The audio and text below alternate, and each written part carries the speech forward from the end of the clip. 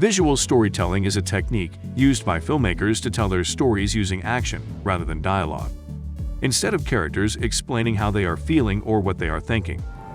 I'm always gonna love you. I'm always gonna love you too. Visual storytelling aims to give the audience information through the characters' actions and movements.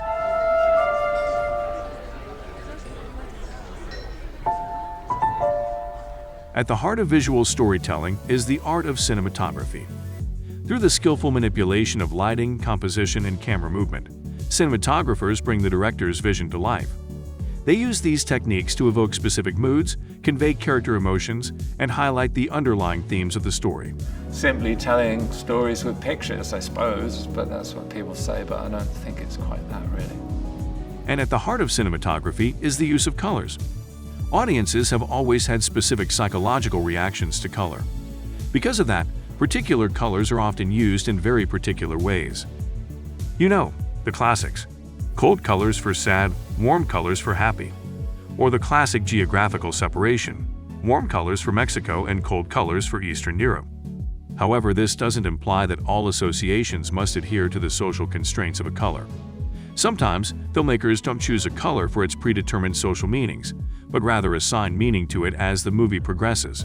For instance, while red is traditionally associated with love, the filmmakers of 500 Days of Summer opt for a blue color scheme. That's very intentional. It's all keyed off of Zoe's eyes with costume and production design and cinematography and the color blue and Zoe's very blue eyes. And when you surround an actor with the color of their eyes, especially like when you have these striking blue eyes like Zoe has, it really makes the eyes pop on screen. After selecting a color, the next step is to decide on a color scheme. Color schemes arose after discovering that some harmonies work better than others. These are some of the most popular color schemes used in movies and other arts in general. Using these proven color schemes results in a balanced image that's pleasing to look at. If the filmmakers want to stick as close as possible to the one color that suits their needs, they will choose an analogous color scheme, like the warm colors of Moonrise Kingdom for the nostalgic effect, or the cold tones of Children of Men for the apocalyptic setting. Or they want to create more contrast by going with a complementary color scheme. For example, Amélie is a romance film, so it made sense for the filmmakers to use a red color scheme. But instead of focusing just on the reds and creating an analogous scheme, they added green, which is opposite to red on the color wheel, creating a complementary color scheme. But one set color scheme often isn't enough for one movie. Movies have multiple stages of the story, multiple characters, and multiple settings, and those things often require multiple color schemes. Parasite, for example, uses a warm color palette for the rich family and cold for the poor one. This color contrast between the characters helps emphasize the socioeconomic differences between the two families. The contrast of warm and cold colors is a recurring theme in many other films that explore the topic of rich and poor differences. It's no coincidence that this famous ABBA song goes like, Monday, Monday, Monday, always Sunday, in the rich man's world. However, color contrast isn't solely employed to depict socioeconomic disparities. In contrast, Dune utilizes distinct color palettes for various planets to illustrate differences in water levels. After the color palettes and the characters are all set up, the first plot point happens. It's the point where everything changes, where there's no going back. Even if the character wanted to go back, they couldn't. Something about the world or themselves, or their perspective of the world changes dramatically at this point. I wish the ring had never come to me. I wish none of this had happened. At this point in the movie, introducing a new color to the established scheme can further emphasize that the mood of the film has been unsettled. In Fight Club, the introduction of Tyler Durden is a pivotal moment that marks a significant shift in the mood and direction of the film. One of the key visual elements used to signify this change is the iconic red jacket worn by Tyler Durden. The red jacket serves as a powerful symbol and a visual cue that the mood of the film is about to undergo a dramatic transformation. Up until this point, the protagonist leads a monotonous and unfulfilling life characterized by a sense of alienation and disillusionment. However, when Tyler Durden enters the scene wearing his vibrant red jacket, it immediately grabs the viewer's attention and signals a departure from the mundane. Gentlemen, welcome to Fight Club. This can be seen in many other movies as well. In Moonrise Kingdom, it's the blue color of the social services, which disrupts the warm analogous color scheme. In John Wick, it's the red color of the movie's main antagonist. In Amelie, it's the blue color of the photo booth where she spots her love interest for the first time, which stands out from the warmer color scheme. Notice a neat thing that happens after the character associated with that color is introduced. The same color starts appearing in other scenes and places as well, referencing that character in some way.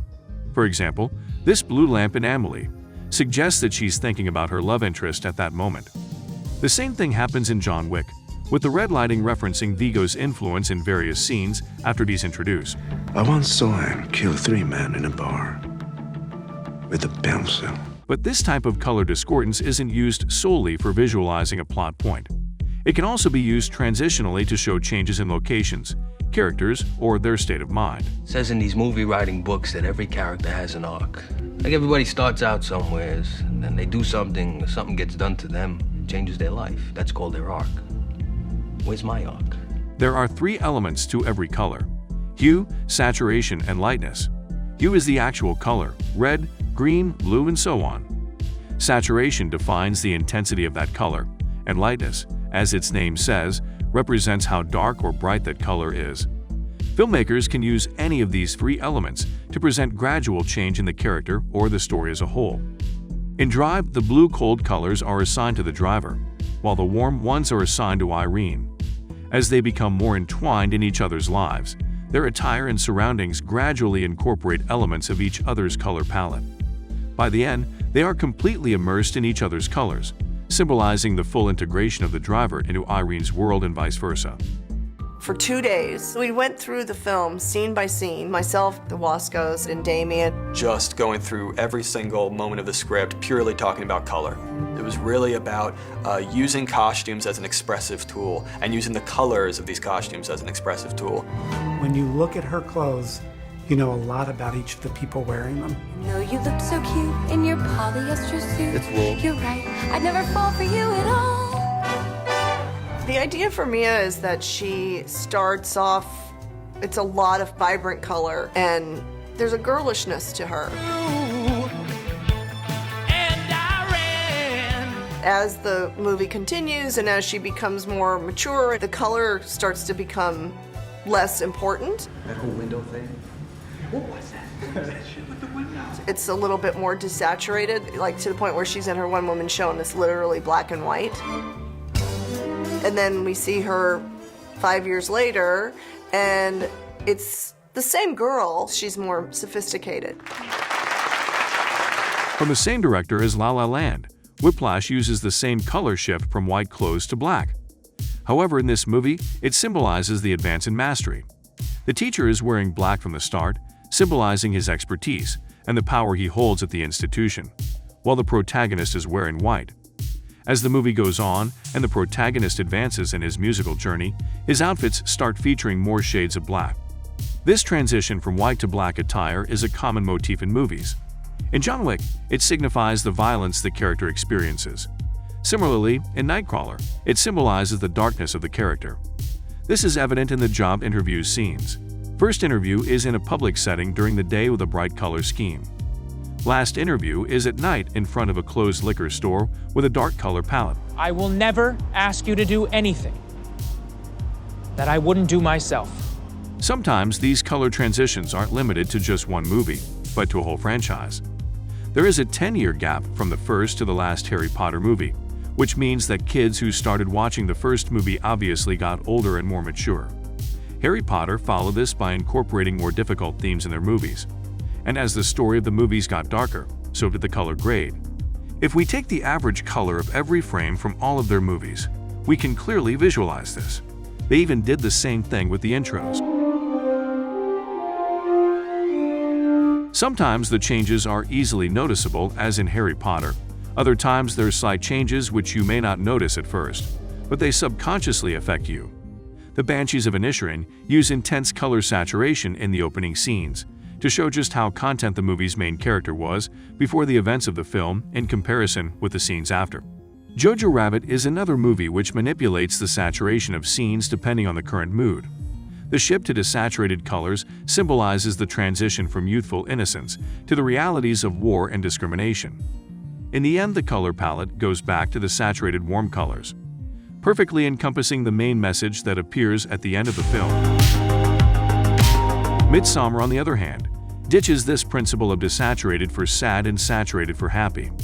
As the movie gets more disturbing, the filmmakers slightly increase the saturation, as well as add more colorful elements in the shots. Something similar is Seven, where the ending features a warm, saturated color palette, in contrast to the rest of the movie, sort of tricking us into thinking we'll experience the happy ending. Oh, what's in the box? What's in the f***ing box? While we can't unveil the contents of that box, we can reveal what's inside this one. Hundreds of movie-inspired LUTs and Lightroom profiles. Using them, you can color grade your videos and photos like your favorite movies. If you want to check them out, link will be in the description. Thanks for watching. Subscribe for more videos like this, and we'll see you in the next one.